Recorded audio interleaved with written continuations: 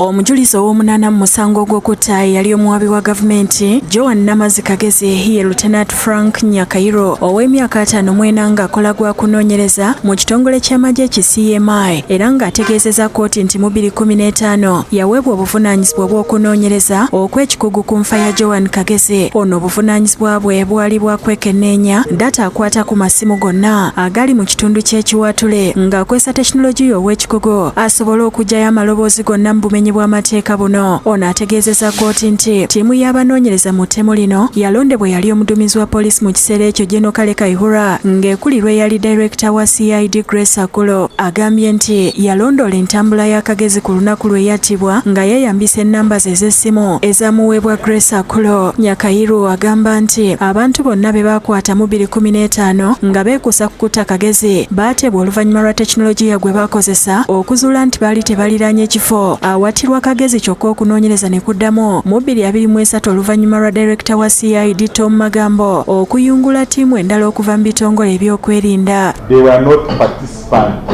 in that particular case. They were not near. They never communicated with any person at the scene. How did you come to that conclusion?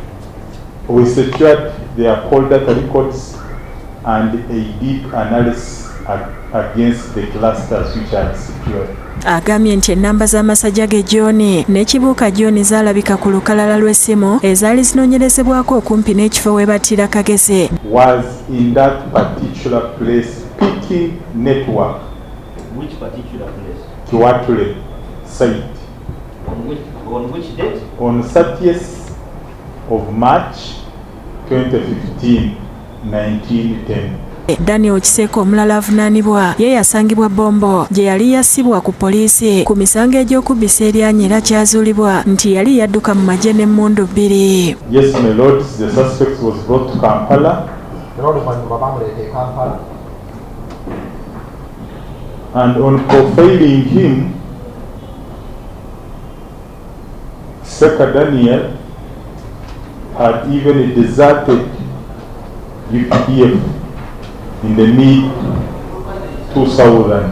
Omujulizi ow'omwenda musirikale wa poliisi ku ddaala lya ASP Chista Edward akulira poliisi y'e Nakasekera ng'abuulidde kkooti ebyaliwo. I interfaced with this person.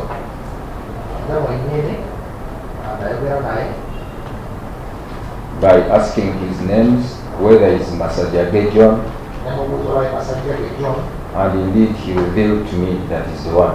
Omujulizi ow'ekkumi ye Daniel Mukisa nga ssentebe w'ekyalo Kasansa ku Kizinga Buziri mu disitulikiti y'e Buvuma nga n'omujulizi ow'e11 ye Samuel Nsanja mukoddomi w'amasajja ge omu ku bavunaanibwa ng'agamba nti yagula amawulire ga bukedde nga galiko ekifaananyi ky'amasajja ge nga poliisi emunoonya ku ttemu lya Kagezi Rono yakubira poliisi n'amuwaayo ne bakola enteekateeka emukwata kyokka baasanga adduse. Agamba yaddamu okumukubira nti avuddeyo mu bizinga kuba yali azzeeyo e Kampala ku mirimu egy'enjawulo. Olunaku olwo paka 2023 bajja okunnona ku Kizinga. Since then, I never heard from my brother-in-law John Masajage, not until 2023 when they came for me. Okulira omusango guno kukyagendera ddala mu maaso. Download the app on App Store or Google Play Store now. Vision Digital Experience, the future of media.